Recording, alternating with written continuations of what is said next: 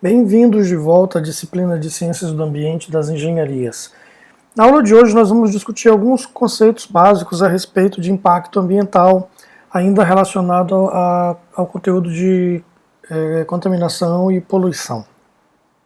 Bom, o que vem a ser esse impacto ambiental, como é que ele é produzido, né? Como é que começou essa questão do impacto ambiental? Na verdade, a gente percebe que com o desenvolvimento social nós fomos crescendo de forma muito desordenada e isso foi gerando esses impactos. Então nós começamos, originalmente nós éramos nômades, nós começamos a formar sociedades. E aí, nesses grupos sociais, né, que se moviam buscando alimentos, nós percebíamos que estávamos sujeitos a essa oferta que era sazonal de alimentos. Então, nós fixamos as nossas sociedades em regiões onde tivesse um bom oferecimento de água e condições para a gente desenvolver agricultura e pecuária. Então, em vez de sermos coletores, caçadores, nós passamos a nos fixar e ali onde nós nos fixávamos, nós desenvolvemos essas primeiras práticas. Então, o ser humano ele começa a manipular o fogo. E com essa manipulação do fogo, nós começamos a transformar os alimentos, as ferramentas, começamos a descobrir os metais, né, transformar os minerais em metais, em ligas metálicas, enfim. E a sociedade então vai crescendo em torno desse desenvolvimento social e tecnológico. Nós vamos conhecendo mais do mundo e manipulando esse mundo para a melhoria das condições dessa sociedade. E, obviamente, essas tecnologias que nós vamos desenvolvendo, elas vão sendo envolvidas também nesse processo de contaminação ambiental, porque nós vamos produzindo resíduos que são perigosos para o ambiente, que apresentam riscos para o ambiente. Então, imagine que nas primeiras cidades, quando não havia ainda esgoto, as pessoas, por exemplo, defecavam em vasos e jogavam as fezes por cima do muro. Havia uma faixa, né, uma das faces do muro era para esse descarte. E escavando-se cidades antigas, se encontra aí esses vasos que claramente tinham esses dejetos. Mas as cidades foram crescendo muito e isso não foi sendo suficiente. São Luís mesmo tinha uma rua para isso, né? Quando São Luís era uma cidade ainda colonial, os escravos levavam os pinicos dos patrões e viravam esses pinicos numa via que é conhecida até hoje como Beco da Bosta, por causa disso. O nome oficial da rua é esse, por causa desse uso, né, que era dado a essa rua. Só que as cidades vão crescendo e elas vão elas vão precisando de um sistema de esgotamento sanitário. A própria cidade de São Luís tem uma série de túneis que podem ter sido pensados também para escoamento, principalmente de água de chuva, mas que com o tempo isso pode ter sido usado, ou poderia ter sido usado para esgotamento sanitário, como aconteceu em Roma. Na Roma antiga já se tinha esses sistemas de túneis por onde o esgoto escoava, e estima-se que havia aí em torno de 1 milhão de cidadãos na Roma antiga. Então esse crescimento populacional levava a essa demanda por mais tecnologias, né, por mais armas, por mais utensílios e também a geração de mais resíduos, né. Essas pessoas começam a produzir tudo isso num único lugar. Então quando nós éramos nômades, nós íamos produzindo resíduo como todos os outros animais, íamos nos deslocando e esses resíduos iam se espalhando e servindo de nutrientes para outros organismos. Mas todo mundo aglomerado num único lugar acaba aumentando aí o impacto sobre aquele lugar e é difícil de que aquele ambiente suporte isso. Então entra aí o conceito de capacidade de suporte. São tantos indivíduos no mesmo lugar retirando recursos e produzindo resíduos que o ambiente pode não suportar. E aí surge o conceito de desenvolvimento sustentável. O que é o desenvolvimento sustentável? É um pensamento, é um conceito que na verdade surge na economia. A ideia aqui não tem a ver exatamente com o ambiente, ela não surgiu pelo menos pensando na questão ambiental. Se você tem uma empresa e se essa empresa esgota todos os recursos, ela vai fechar. Então ela precisa ser administrada de tal forma que ela se sustente ao longo do tempo. Então se pegou esse conceito da economia e se trouxe para a questão ambiental. Nós temos os recursos sendo retirados da natureza e ela precisa continuar produzindo isso para que a gente possa garantir que a nossa espécie vai durar para as próximas gerações. Então eu preciso desenvolver as minhas atividades, mas de tal forma que ela não esgote todos os recursos naturais. Porque se ela esgotar todos os recursos naturais, nós fatalmente morreremos.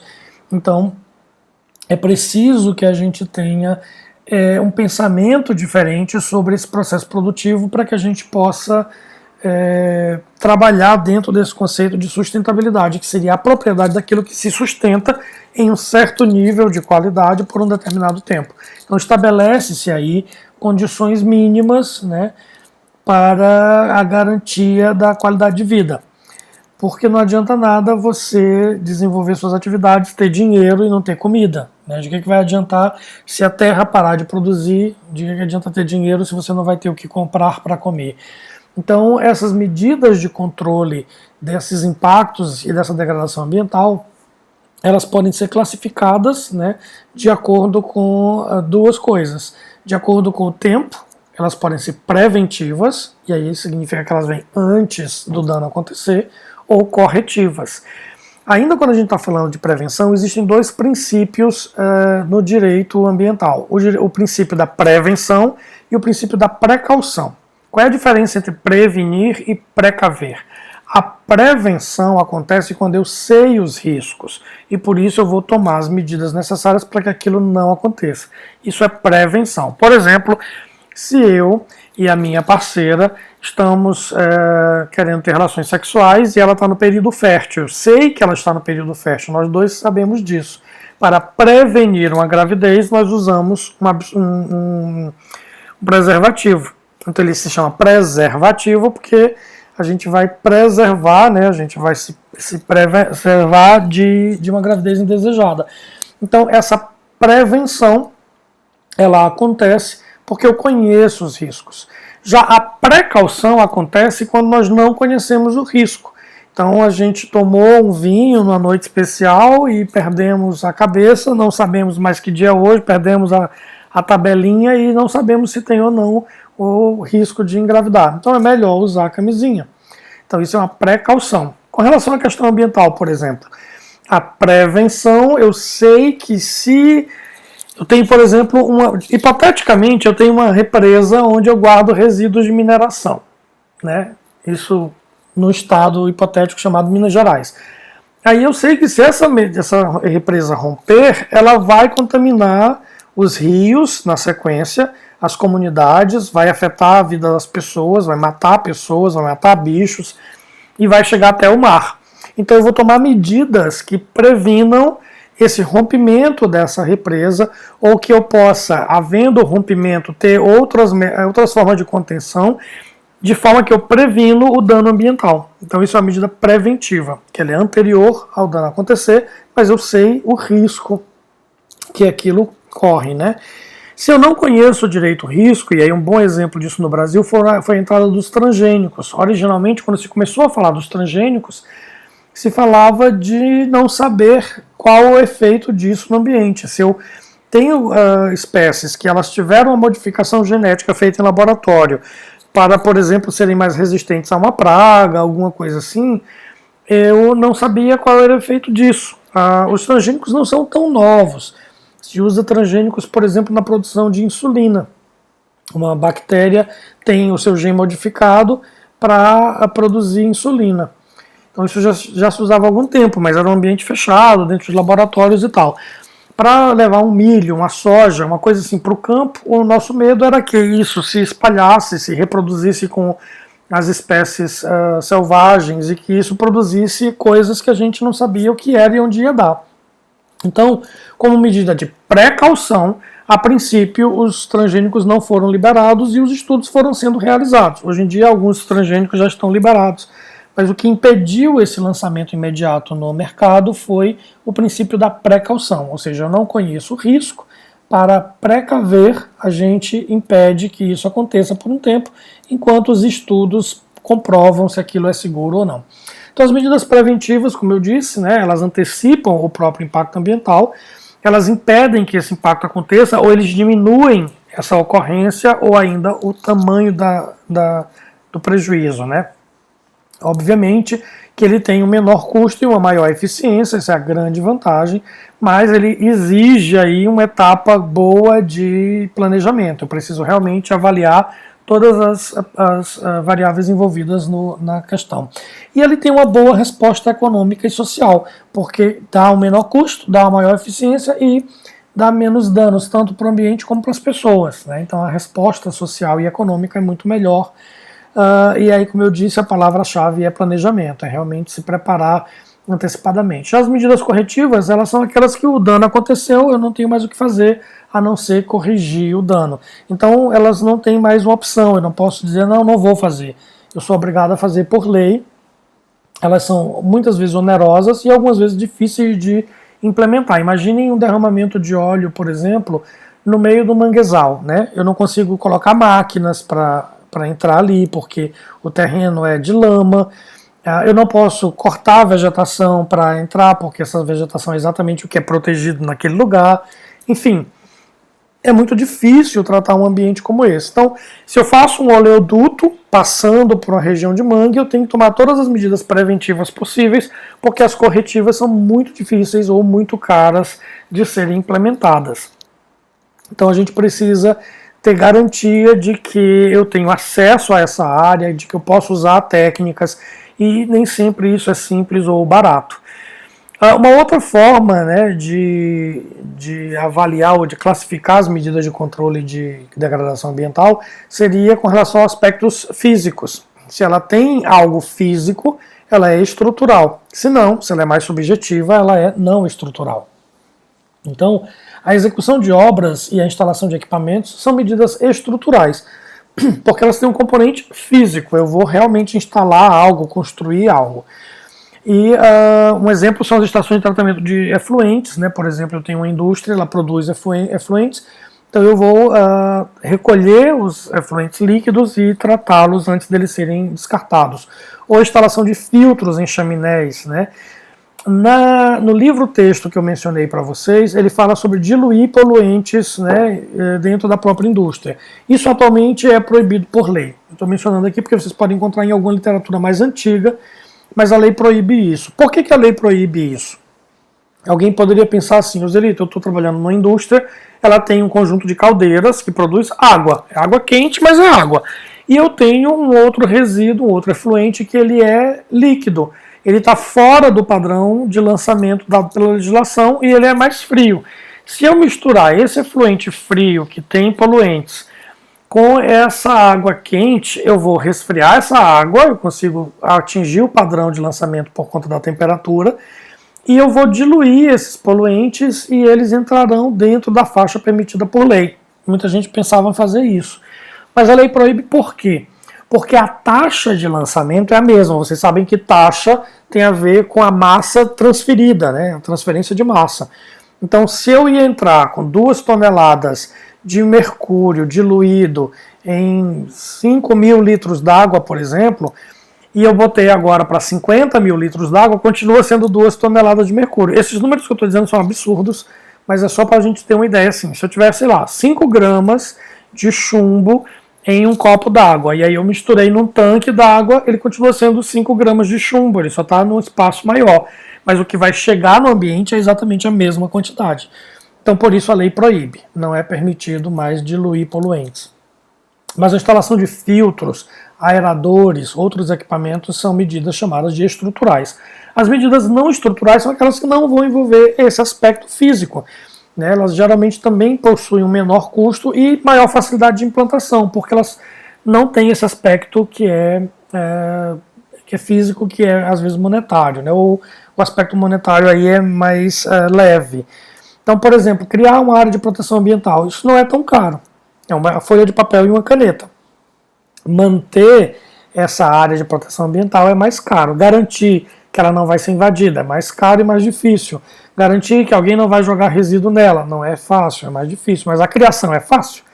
Mudar a matéria-prima do teu processo. Às vezes uma simples avaliação do processo faz com que você perceba, eu posso mudar essa matéria-prima e isso já vai reduzir custos no próprio processo e diminuir a produção de impacto ambiental. A mudança de combustíveis empregados, por exemplo, eu citei aqui uma outra aula que na indústria de açúcar e álcool a gente poderia substituir a queima da madeira por queima do próprio bagaço da cana, para produção de calor. Então é uma mudança de combustível aí que pode acabar causando menos impacto ambiental. Bom, então o que é esse impacto ambiental? O impacto ambiental ele é um produto de uma série de condições. Por exemplo, o tamanho da população, foi o que eu comecei falando na aula de hoje. Quanto mais pessoas eu tenho no mesmo lugar, quanto mais pessoas eu tenho, maior vai ser o consumo de recursos e maior vai ser a produção de resíduos.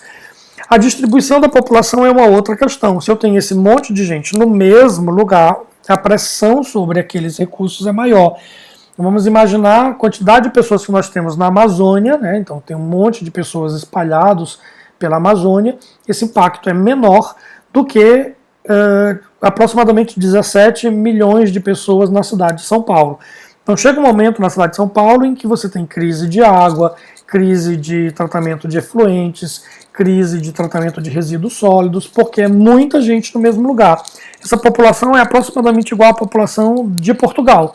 Então todo um país vivendo em uma única cidade. Então o impacto ambiental aí é causado por essa distribuição da população também, não apenas o seu tamanho. A questão do padrão de consumo, né? Como eu também já mencionei em aulas anteriores, antes a gente consumia muito menos. Você consumia aquilo que você plantava no seu quintal, aquilo que você colhia das plantas, aquilo que você caçava. E hoje em dia a gente procura um consumo que às vezes vem de muito longe, né? Nós temos cada vez mais aparatos, mais equipamentos, telefone, tablet, computador, são máquinas para lavar, passar, cozinhar, enfim. Tudo isso aumenta o consumo de energia, aumenta o consumo de matéria-prima, né? E esse aumento de consumo, então, faz com que cada indivíduo dentro daquela população já tenha um impacto ambiental maior. Imagine multiplicando isso pelo número de indivíduos e pela má distribuição dessa população. Outro fator que é considerado aqui é a quantidade de poluição que se produz para cada unidade de recurso consumido. Então, algumas coisas que nós consumimos produzem pouca poluição. Por exemplo, eu vou comprar na feira banana e eu levo a minha sacola durável, né? Então é uma sacola que não é descartável, eu não vou jogar fora. Então eu chego lá, peso a banana, o cara que bota na sacola diz, não precisa, eu tenho a minha sacola. E eu trago de volta para casa, eu comi uma banana, sobrou uma casca. Tem gente que reaproveita essa casca, dá para fazer as receitas, inclusive, boas. Eu comi já uma torta de casca de banana que eu jurava que era carne moída, mas enfim, você não é obrigado a comer isso. Então você resolve jogar fora. Então você tem uma casca de banana. Se ela for para a composteira, ela pode virar adubo novamente. E isso então diminui mais ainda o impacto ambiental. Agora você não quer isso, você quer chips de banana que foram feitos na Indonésia, porque é chique. Então esses chips, essa banana ela foi coletada lá, ela foi transportada para a indústria, ela foi fatiada com fatiadores mecânicos, ela passou por outras máquinas para o seu cozimento ou para a sua secagem, né, toda artificial.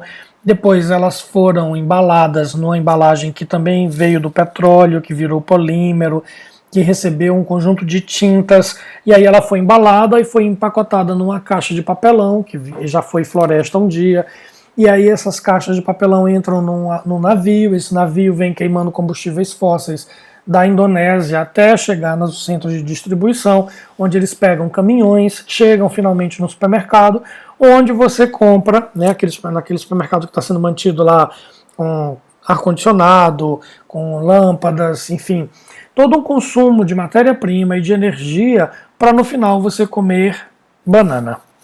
Então é muito mais poluição para a mesma coisa que você está fazendo. Então cada recurso consumido nesses dois exemplos produzem poluições completamente diferentes do ponto de vista de quantidade. Outra questão é o tempo de resposta. Algumas respostas são mais rápidas, algumas coisas causam o que a gente chama de toxicidade aguda. Ela aportou no ambiente, já vai causar efeito e a gente olha na mesma hora. Tem coisas que ficam muito tempo, que elas não se degradam, elas têm um tempo de vida muito longo e ao longo desse tempo de vida elas vão dando resposta. Então o impacto ambiental aí é num tempo muito mais longo. Por exemplo, todo mundo sabe que o plástico leva 100 anos para se degradar. A questão é que na nossa cabeça a gente pensa que o plástico fica lá durante 100 anos e quando ele completa o 100º aniversário ele plim, desaparece. Só que não é assim que funciona. Ele passa 100 anos liberando substâncias tóxicas diariamente para o ambiente. Então esse tempo de resposta é muito mais longo e, portanto, o impacto ambiental também é muito grande. Outra questão é o sistema econômico. Quando a gente fala de sistema econômico, não é apenas aquela velha briga entre capitalismo e socialismo ou comunismo. É, na verdade, mais complexo do que isso. Mesmo dentro de cada um desses sistemas, existem subsistemas econômicos, digamos assim. Então eu quero comparar mesmo o capitalismo. O capitalismo que a gente tem na Europa é completamente diferente do capitalismo que nós temos nas Américas. O modelo americano, né, nós consumimos um produto, um modelo de vida em que nós não queremos uma igualdade social. O que nós queremos é ser ricos. E os outros, como tinha até um personagem do Chico Anísio que dizia assim, pobre que se exploda. É mais ou menos esse o modelo que a gente compra. Embora o discurso seja muito bonito, o que a gente procura é melhorar a nossa condição de vida e deixar o outro para trás. Isso é bem típico das Américas. Quando você pensa no modelo europeu, por exemplo, os países ali, eles entenderam que se a sociedade não melhora toda junta, né, se não for uma melhoria completa dessa sociedade, todo mundo está exposto aos mesmos riscos. Por exemplo, aqui no Brasil não adianta nada você ter uma boa educação, você ter dinheiro, você cuidar bem dos seus resíduos, descartar tudo direitinho. Se o teu vizinho é pobre, não teve escola, não tem educação, não se comporta direito, e aí ele, por exemplo, deixa um monte de pedaço de lixo virado, recebendo água. O mosquito que nascer ali vai transmitir dengue para ele e para você. Então, essas diferenças sociais, elas causam vários problemas. Eu estou falando de um problema ambiental, que é o desenvolvimento de vetores de doenças. Mas a questão da violência, ela nasce daí, dessa diferença social. Quando você vai para um país europeu, por exemplo, a distância entre os maiores salários e os menores salários é muito menor. Eu fiz esse exemplo várias vezes nas minhas salas de aula. Se nós pensarmos na nossa instituição, quanto ganha a pessoa que ganha menos? Provavelmente ali o pessoal da limpeza ganha um salário mínimo. Quanto ganha quem ganha mais? Não é exatamente o reitor, né? Tem alguns colegas que ganham mais do que o reitor, mas pensando nisso, né? Quanto é que ganha esse reitor? Então, se a gente for comparar essa diferença salarial, ela é muito grande.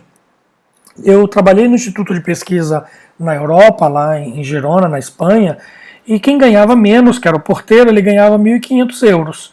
E quem ganhava mais, que era o diretor-geral do Instituto de Pesquisa, ganhava aproximadamente 5.500 euros. Então dá aí umas quase 4 vezes, não é nem 4 vezes direito, né? 3 vezes e pouquinho. Então a distância entre um e outro é muito pequena. E isso muda tanto as questões sociais quanto as questões ambientais. A questão do sistema político também é extremamente importante. Nós vivemos um sistema político que nos engana. E a culpa é nossa, porque nós é que votamos, nós é que mantemos essas pessoas lá. E isso é extremamente importante. Nós dizemos, por exemplo, que nós vivemos numa democracia, mas eu questiono muito isso. Porque qual é o modelo político em que você mantém um governante o resto da vida, enquanto ele estiver vivo? É a monarquia. Vocês vão me responder, é a monarquia. Só que no nosso caso, o nosso presidente ele é eleito por 4 anos e quando acaba esse mandato de 4 anos, nós continuamos pagando o salário dele. Então ele é um rei. Ele só não é um rei em atividade do governo. Mas ele vai passar o resto da vida dele recebendo um pagamento por um serviço que ele nem faz mais. Isso é monarquia, não é democracia. Outra coisa, o cara entra na vida política e você vota nele e pensa assim, esse cara vai representar a educação, ele é professor. Chega lá, ele vira político pro resto da vida, nunca mais volta para a sala de aula. Então ele não vai melhorar a escola, porque ele não vai mais voltar para a escola. Ele melhora o elevador do Congresso, que tem um ascensorista, ele sequer aperta os botões do andar para onde ele quer ir. porque tem uma pessoa paga para fazer isso. Ele vai melhorar o cafezinho lá do Congresso, não a merenda escolar. Ele vai melhorar o banheiro do Congresso, não os banheiros da escola. Ele vai melhorar o carro que ele anda pago por nós e não os ônibus escolares. Enfim, ele não tem mais nenhuma ligação com o povo, porque ele nunca mais vai voltar a ser povo. Isso também está errado. Nós deveríamos votar em uma pessoa por apenas um mandato. E depois ele tinha que voltar para o mundo real para que uma nova pessoa assumisse. E isso vai oxigenando o sistema político e a gente vai podendo cobrar dessas pessoas. Acontece que elas não se sentem cobradas porque elas não estão mais no nosso grupo. Elas são um outro grupo. Existe a sociedade e os políticos. Eles precisam de nós a cada 4 anos para ter o nosso voto e acabou. Então é isso, né? A questão é essa. E acima de tudo a questão ética, né? O sistema ético ele também influencia muito a questão ambiental.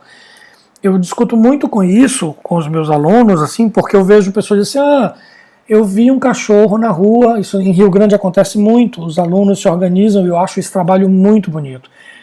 Se organizam, constroem casinhas para os cães, fazem vaquinha para dar ração para os cães de rua. Mas a gente passa num sinal e tem uma criança pedindo dinheiro. E eu não vejo muito movimento nesse sentido. Então existem questões éticas que a gente tem que discutir. Eu tenho muitos alunos que são vegetarianos ou veganos e eu entendo esse ponto de vista. É um ponto de vista ético. Você não quer que o animal sofra. Então você não quer se alimentar de um animal que sofreu e morreu para que você se sentisse bem. Eu entendo isso. Mas aí você vê uma pessoa sofrendo no hospital e nunca vai visitar, você nunca vai no orfanato, você nunca vai em um asilo, me parece que tem um problema ético. Como é que eu vou defender uma floresta, uma ave, um peixe, um mamífero e não outro ser humano? Então tem aspectos éticos aí complicados. Como é que eu vou pintar minha cara de verde, abraçar a lagoa, se eu furo fila? Se eu não deixo, né, as grávidas entrarem primeiro no elevador, se eu colo na minha prova. Então, essas questões acabam impactando o ambiente também. Porque se eu sou capaz de colar na minha prova, eu sou capaz de mentir para um fiscal ambiental, eu sou capaz de tentar burlar as leis ambientais, enfim, questões éticas que acabam causando impacto ambiental. E aí a gestão ambiental é exatamente nós avaliarmos cada um desses componentes do impacto ambiental para que a gente diminua, né, essa influência nessa equação e a gente acabe tendo menos impactos ambientais. Então gerir o ambiente não é pensar apenas na natureza, é pensar em tudo, nas pessoas, nas atividades econômicas e, obviamente, nas coisas naturais. Então, o gestor ambiental ele precisa ter essa visão ampla para que todos os recursos que a gente use no nosso procedimento, ele possa ser pensado nesse ciclo, né? Que a gente possa imaginar o processo acontecendo de tal forma que possa se aproveitar cada uma dessas etapas para diminuir os impactos ambientais e aumentar o lucro da empresa. Como eu já falei, a empresa ela visa lucro. Então, se eu reduzo custos na produção, eu estou aumentando o lucro, basicamente, né, daquela empresa.